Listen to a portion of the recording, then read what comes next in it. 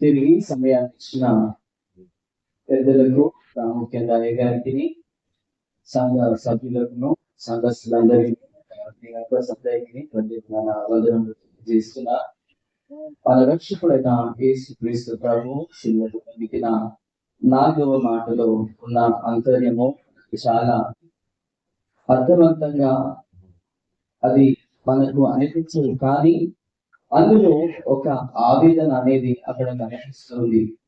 అంటే ఈ 7 మాటలు, ఎందుకంటే మనం ధ్యానిస్తూ ఉన్నప్పుడు దాని యొక్క అంతర్యం మనకు అర్థమవుతుంది. మామూలుగా చదివితే అది మామూలుగానే అనిపిస్తుంది, కానీ అది ఒక వేదన, ఒక భయంకరమైన వేదనతో కూడిన ఈ సందర్భంలో మనకు కనిపిస్తుంది. ఇందులో ప్రాముఖ్యంగా మనం చూస్తూ ఉంటే ఏది నామ సబక్తాని అని అన్నట్టుగా ఇక్కడ మనం చూస్తూ ఉన్నాం.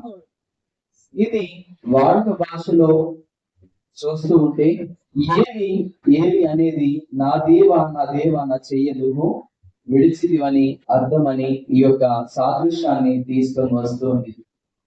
ఎవరైనా హాస్పిటల్కి వెళ్ళినప్పుడు వారి యొక్క బంధువులు రానప్పుడు, అటువంటి వారు లేనప్పుడు వారి గుండె ఎంతగానో విలవిలలాడిపోయినప్పుడు నేను ఏమి తప్పు చేశాను అనే భావన వారికి కలిగినప్పుడు, అంటే ఎవరైనా చూడడానికి రాకపోయినప్పుడు వారు చెప్పే మాట ఇక్కడ మనకు కనిపిస్తుంది.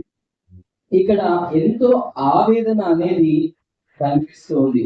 ఇక్కడ ఉదయం ఆయనకు సిలువ వేసినప్పటి నుండి ఆయన మొదటి మాటలో క్షమిస్తూ, రెండవ మాటలో అభయమిస్తూ, మూడవ మాటలో ఆదరించి తల్లిగారిని, అక్కడున్న పరిస్థితి అంతా చూసుకుంటూ ఆయన ఉన్న శిలువ పైన ఉన్న వేదన అధికమవుతుంది. తీవ్రమైన ఎండ గురి చేస్తుంది. అక్కడ బైబిల్ గ్రంథంలో చూస్తే 12 గంటల నుండి 3 గంటల వరకు చటిక చీకటి అక్కడ క్రమ్మినట్టు మనకు కనిపిస్తోంది. ఎందుకు దేవుడు ఆయన యొక్క హస్తమును విడిచిపెట్టవలసి వచ్చింది? ఈ దినాన మనం జ్ఞాపకం చేసుకుంటూ ఉంటే, అసలు తండ్రి అయిన దేవుడు కుమారుడైన యేసు క్రీస్తుతో ఐక్యంగా ఎప్పుడైనా ఉన్నాడా? ఇది మనం జ్ఞాపకం చేసుకుందాం. ఇది ఎందుకు ఇక్కడ జ్ఞాపకం చేయబడుతుంది అనంటే, పరిశుద్ధాత్మ దేవుడు మరియమ్మ గర్భము ధరించక మునుపు అక్కడ ఒక వాగ్దానం మనకు కనిపిస్తుంది. ఒకసారి జన్మలోనికి వెళ్దాం. నీవు పరిశుద్ధాత్మ వలన కుమారుణ్ణి అందు, లోక పాపములు మోసుకొని పోవు దేవుని గొర్రెపిల్లగా ఆయనను దేవుడు అనుగ్రహించాడు. ఇక్కడ ఈ వర్తమానం ఇక్కడ జ్ఞాపకం చేయబడుతుంది. తర్వాత కీర్తనల గ్రంథము 24వ కీర్తనలో కూడా చక్కగా అర్థవంతంగా మనకు కనిపిస్తుంది. నా దేవా నన్ను ఎందుకు చేయి విడిచితివా అని అన్నప్పుడు అక్కడ ఒక గట్టి స్వరము వినబడుతూ ఉంది. అంటే ఒక పాపి ఏ విధంగానైతే తన యందు కనికరం చూపించే దేవుడి యందు మొదలుపెట్టుకుంటాడో ఆ మొర అక్కడ మనకు కనిపిస్తుంది. దేవుడి యొక్క పరిశుద్ధమైన జనాంగమ, ప్రభు యొక్క ఆత్మ అనగా పరిశుద్ధాత్మ మన మీదికి వచ్చినప్పుడు మన అంతర్యంలో నుండి ఆ మాటలు మనకు అర్థమవుతూ ఉంటాయి. ఈ యొక్క ఎడబాటు దైవిక పరమైంది.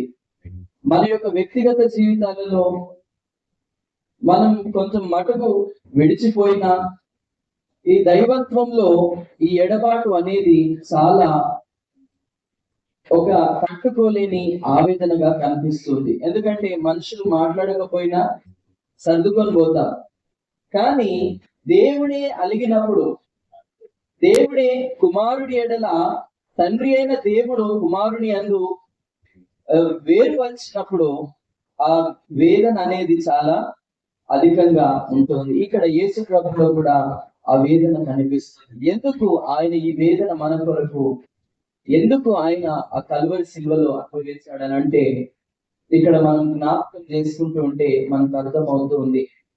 ఆయన నీ కొరకు నా కొరకు పరలోక భాగ్యాన్ని విడిచిపెట్టి వచ్చి ఉంటున్నాడు. యోహాను సువార్త 3వ అధ్యాయం 16వ వచనంలో జ్ఞాపకం చేస్తాడు. దేవుడు లోకమును ఎంతో ప్రేమించను అని అంటాడు. అంటే ఎంతగా ప్రేమించాడంటే నీ కొరకు నా కొరకు ఆయన సిలువలో ఆయన చేయి విడిచి ఆయన ప్రాణము పెట్టినంతగా ఆయన ఒంటరిగా అయి ఉంటున్నాడు. అందుకే నా దేవా నన్ను ఎందుకు చేయి విడిచి అన్నప్పుడు ఇక్కడ దాని యొక్క అర్థం మనకు కనిపిస్తుంది. మన పాపములను భరించవలనే ఆయన మన కొరకు పాపములో ఆయన మన యొక్క పాపములను ఆయన పైన వేసుకున్నప్పుడు ఆయన భారం కలిగి ఉంటుంది.